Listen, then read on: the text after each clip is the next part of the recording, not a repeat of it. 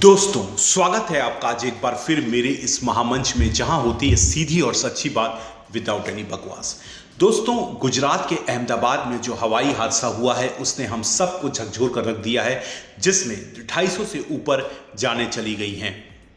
अब सरकार इस कोशिश में है कि जल्दी से जल्द डीएनए टेस्टिंग, डीएनए मैच हो जाएं और जो परिवार वाले हैं उनको शव दे दिए जाएं। अब सवाल ये उठता है कि जो लोग मारे गए हैं, यानी 242 पैसेंजर्स इस फ्लाइट में थे, जिसमें से 241 मारे जा चुके हैं और एक खुशकिस्मत पैसेंजर था जो बच निकला है। इसके अलावा वो लोग जो उस हॉस्टल में थे जहां स्टूडेंट्स थे वो भी मारे गए हैं और इसके अलावा भी कई जानों का नुकसान हुआ है। अब सवाल ये पैदा होता है कि आखिर इन सब को मुआवजा कितना मिलेगा, कब तक मिलेगा और मुआवजे का प्रावधान क्या है ऐसे विमान हादसों में। तो चलिए आज हम आपको इस बारे ही बताते हैं। वीडियो गौर से देखिएगा।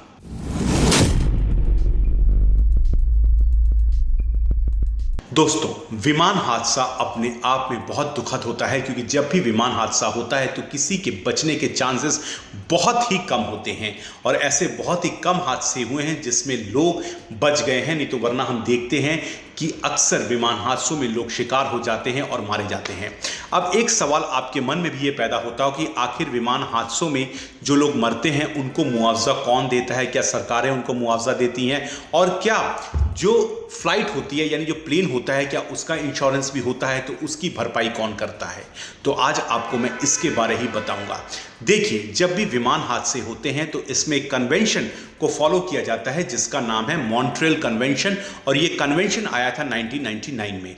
इस कन्वेंशन के हिसाब से अगर पैसेंजर, यानी जो विमान में जो सफ़र करने वाला पैसेंजर है, उसे किसी तरीके की भी कोई इंजरी होती है या अगर वो मारा जाता है तो उसे मुआवजा दिया जाता है। अब अगर आपको बताएं कि इस केस में कितना मुआवजा दिया जाएगा जो गुजरात में हादसा हुआ है, तो इस केस में इस कन्वेंशन के तहत तकरीबन एक यात्री के परिवार को 1.5 करोड़ से ज़्यादा का मुआवजा मिलेगा। फिर आप कहेंगे कि टाटा, यानी टाटा समूह जिसके पास अब एयर इंडिया है, वो तो ऑलरेडी 1 करोड़ मुआवजे की घोषणा कर चुके हैं। दोस्तों, मैं आपको यहाँ एक बात साफ कर दूं कि ये जो 1 करोड़ की घोषणा की गई है ये एडिशनल अमाउंट है।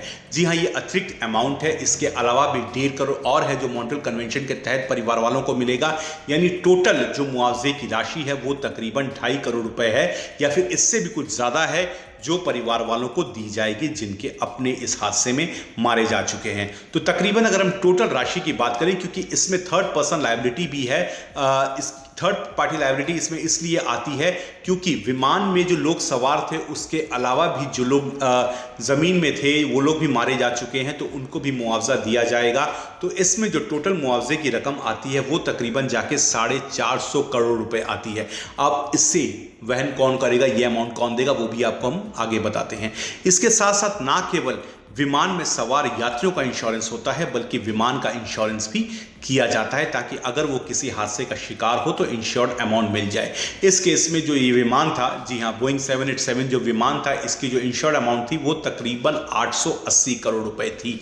तो 880 करोड़ रुपए यहाँ और तकरीबन 450 करोड़ रुपए वहाँ, तो ये अमाउंट तकरीबन जाकर 1250 लेके 1300 करोड़ के बीच में बैठता है। अब सवाल ये पैदा होता है कि अमाउंट देगा तो आखिर कौन देगा?